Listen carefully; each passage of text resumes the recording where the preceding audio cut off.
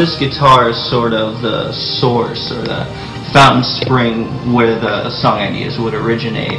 I'll start with some melody or some rough idea of the song and bring it to practice where the rest of the guys will sort of tear it apart and it's nothing like it was before.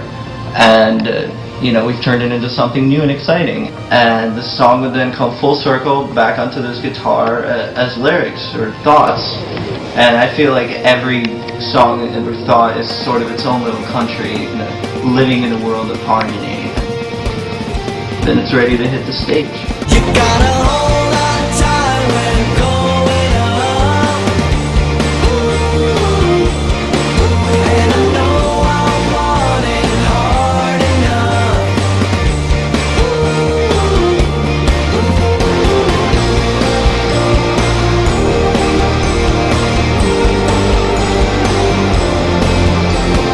Rage and life can ramble.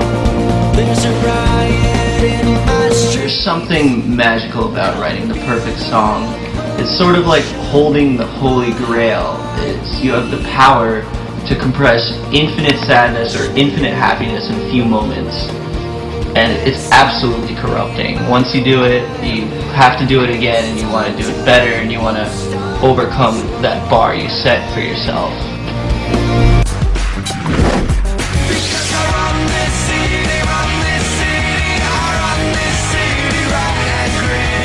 That is Jet Lag Gemini with their hit Run This City. To welcome you back to E! News. Jet Lag Gemini started inside of this house. It was 6.5 years ago when we decided to bring our instruments down to this very room. If you look around, you can see on the walls, the ceiling, some of the old furniture, scratches, dents, old pieces of tape left from putting microphones on our walls in order to do our first demos. It's like a baby's crib of our early music.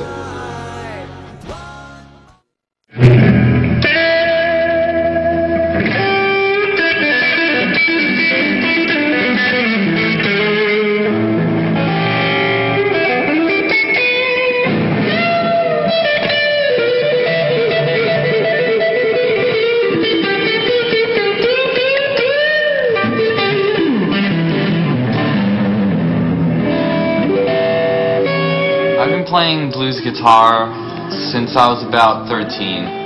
I remember listening to Jimi Hendrix for the first time and thinking, wow, how is he getting those noises to come out of that guitar?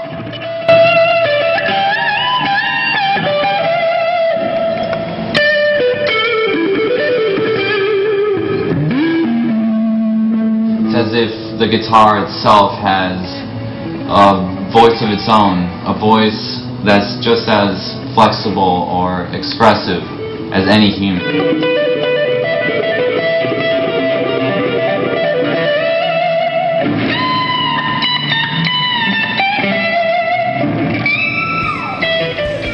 A few months ago, I was at a music store in Soho. Started talking to the owner, told him about Jet Lag. He tells me he has a guitar that Hendrix owned and played, a 60s Strat that Jimmy's friend actually hand-painted. Knowing it might be a long shot, I did ask if I could possibly see and hold the guitar. Then he tells me, well, guitars are meant to be played, aren't they? I've never felt anything like it before. There's something special, something supernatural to it. After hearing me play it, and of course I tried to impress him, he offers to lend me the guitar to record on the album. I'm still in shock right now. It's a piece of music history that's going to be on this record.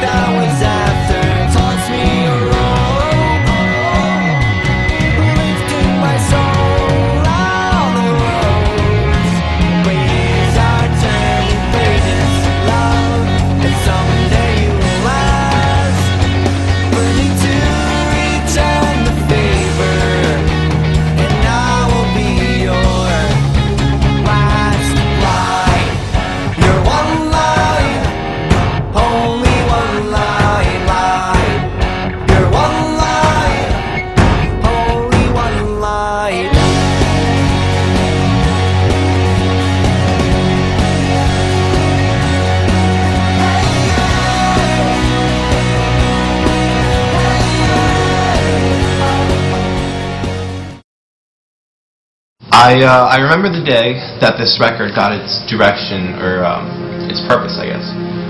We were driving home from a tour that we just finished with All American Rejects. It ended in San Francisco. We were driving back home to New Jersey. And we stopped outside of Reno, Nevada to get gas. All of a sudden, we hear a very loud noise coming from the street. And we all look over and we see this ragdoll looking shadow kind of flying through the air and hit the ground, and all of a sudden a truck skids to stop right next to us. But we finally realized that he just ran that woman over while she was crossing the street, and you know, we saw her laying down there while the police came and gave her CPR, and you know, it seemed like they kind of gave up after a while. So you know, they kind of assumed the worst. That I'm pretty sure she passed on the street. After all the dust had settled and the paramedics left and stuff like that, we got out of that parking lot and got back on the road, and it was a very eerie drive. It was very quiet. Nobody said anything for, I think, 3 or 4 hours. Then Misha all of a sudden said, hey guys, I have an idea for the intro, and he went ahead and shared with us a bunch of lyrics, but he said this one line that really hit home with all of us, and especially because of what just happened.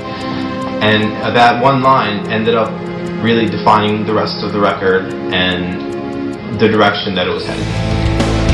Yeah, I'm trying to let you go, but you won't let go of me. Yeah, the coming always up in the air. No volition for the stars up there, but to fade when you. No band likes to describe themselves by comparing their music to others, because it's an attempt to define something that is, in the end, undefinable and unique to every artist. But for you to understand the logic behind this record, we are trying to capture the grandeur of a stadium or the openness of a field or airport or valley, but weighed down with guitar-driven rock in the manner of 1970s era bands like Queen or Zeppelin, where the guitar solo is just as important as the singing. And I think today more than ever, people are ready for a guitar god.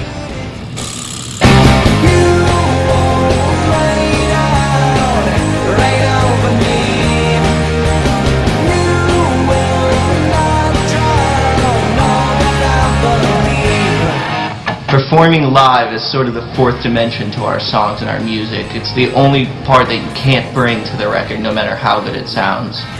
When you play on stage, you bring that song to life with lights and personality, and there's just so much energy in seeing a rock show.